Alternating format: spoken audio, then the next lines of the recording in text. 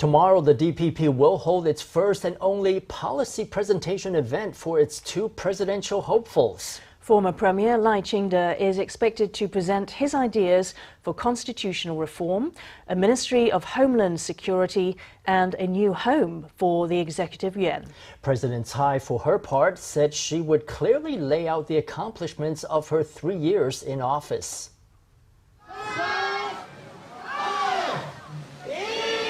Tsai fires the starting pistol to kick off the Dragonboat race. Amid the festive atmosphere, she took the stage to say a few words. When every person focuses their energy on the same goal, 1 + 1 can be greater than 2. Only when everyone in the boat works together can they race to victory. Polling for the DPP primary starts in a week. Premier Su Zhenchang has expressed his support for Tsai's re-election, and today she conveyed her gratitude.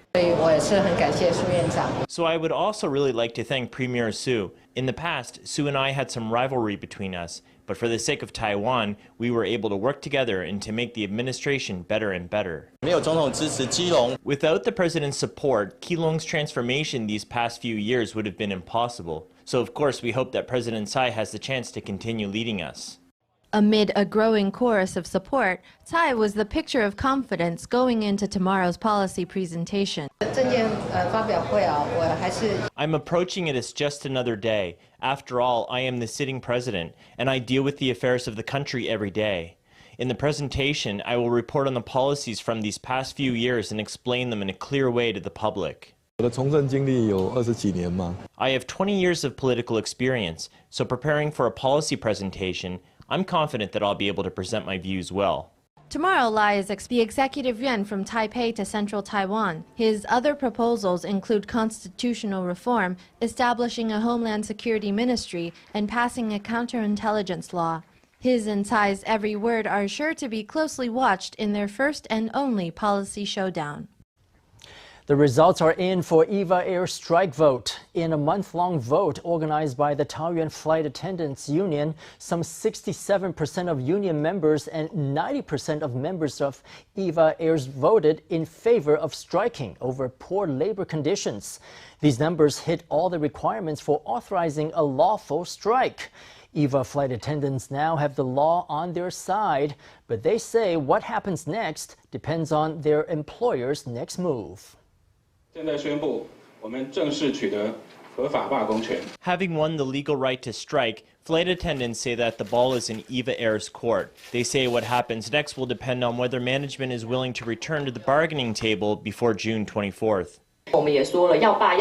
We have already said that whether we strike or we talk is up to EVA Air. EVA has all the resources needed to quell this labor dispute.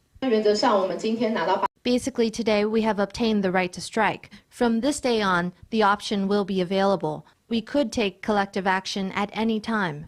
The union says that when it decides on a strike launch date, no travel period will be off the table. Summer is coming, and travel operators worry it's too late to find a plan B for their customers.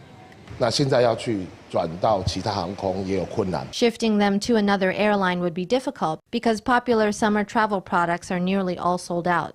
EVA Air runs 91 international flights and 72 domestic flights every day.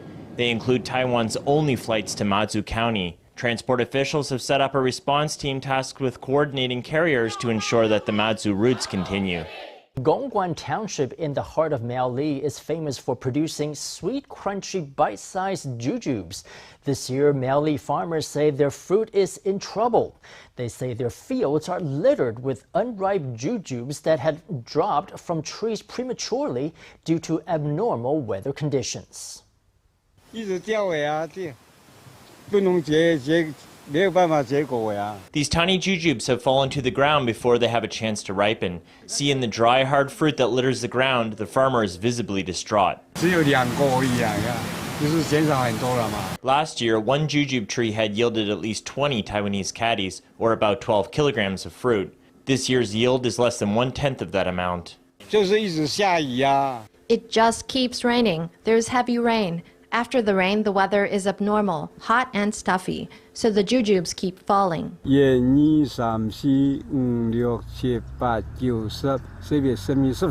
This is what a ripe jujube looks like.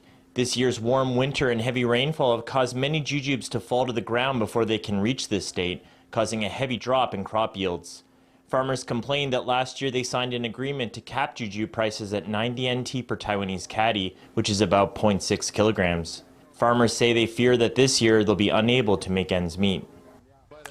It's Dragonboat Festival, which is rich in traditions like balancing eggs on tables, eating sticky rice dumplings, and washing them down with Ryoga wine. Not so fast with that last one, doctors say. This year, physicians have come out with yet another reminder that Ryoga wine contains arsenic trioxide, which can be deadly even in tiny amounts.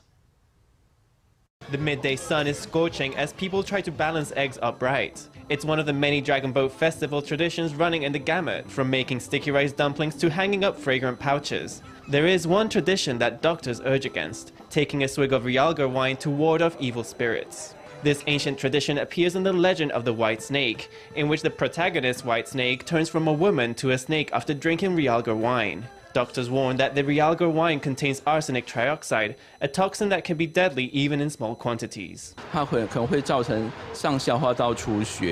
When ingested, it can cause bleeding in the gastrointestinal tract.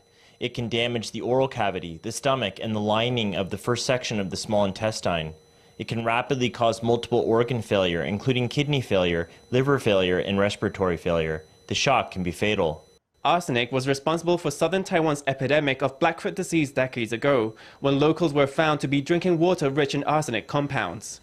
Doctors say that Ryoga can be used as a pesticide, but drinking it to ward off evil could end in death. Starting July, a new fare payment system will launch on public buses in Taipei and New Taipei. All riders will have to swipe their fare card 2 times, once when they board and once when they get off. Currently, riders swipe either once or twice based on how far they travel. Taipei's Public Transportation Office says the new system will help them gather big data on bus ridership, which will be used to design future routes and timetables. From July to February, passengers who remember to swipe twice will be entered in a prize draw.